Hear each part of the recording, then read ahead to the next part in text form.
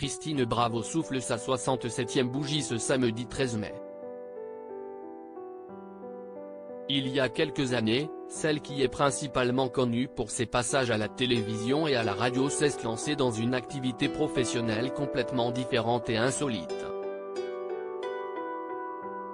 Christine Bravo, qui a 67 ans ce samedi 13 mai, avait quitté les plateaux de télé il y a quelques années pour se reconvertir dans les croisières de bateaux. Il faut être gonflé, à mon âge, pour se lancer dans un tel projet, confiait-elle à Femme Actuelle en 2020, une année durant laquelle elle proposait une croisière sur sa vedette de collection nommée Froufrou. En référence, bien sûr, à la célèbre émission qu'elle a animée. Elle avait notamment expliqué à nos confrères la manière dont cette reconversion professionnelle lui était venue à l'esprit. Au départ, je voulais vendre mon appartement du 2e arrondissement de Paris. Ma fille, Clara, née en 1992 de sa précédente union avec l'auteur Philippe Brunel, note de la rédaction, est partie, donc je n'avais plus besoin de 140 mètres carrés avec une grande terrasse. Je ne voyais pas l'intérêt de garder un grand appartement alors que je suis toujours en voyage. J'ai effectué une recherche de biens avec terrasse et je suis tombé sur une péniche. J'ai eu une illumination, avait-elle raconté. À partir de là, celle qui vit désormais en Corse n'a pas hésité une seule seconde, j'ai immédiatement contacté l'agence qui avait publié cette annonce et j'ai commencé à visiter toutes les péniches à vendre dans Paris.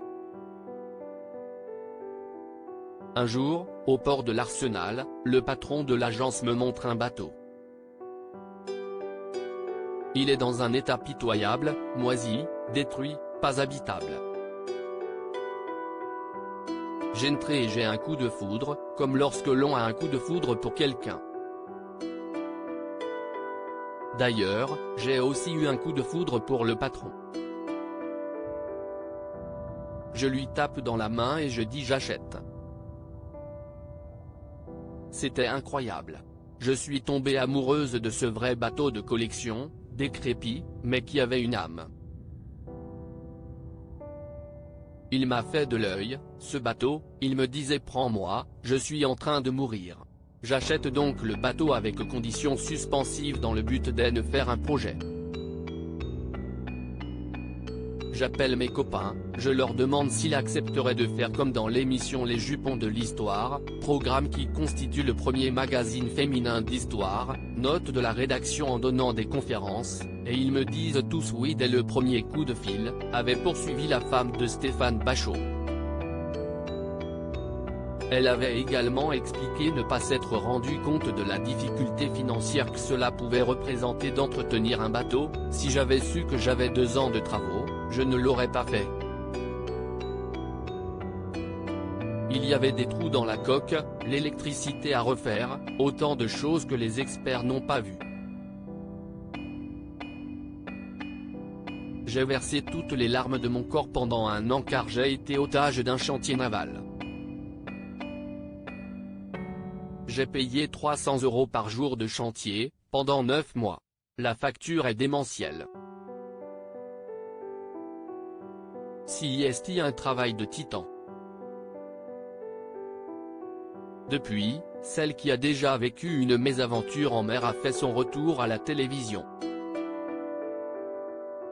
En effet, l'émission Sous les jupons de l'Histoire qu'elle présentait faisait son retour sur Chérie 25 en avril dernier après plusieurs années d'absence.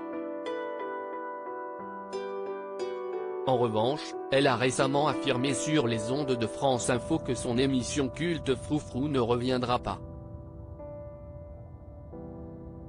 À noter qu'elle est également à retrouver toutes les semaines dans les grosses têtes sur RTL.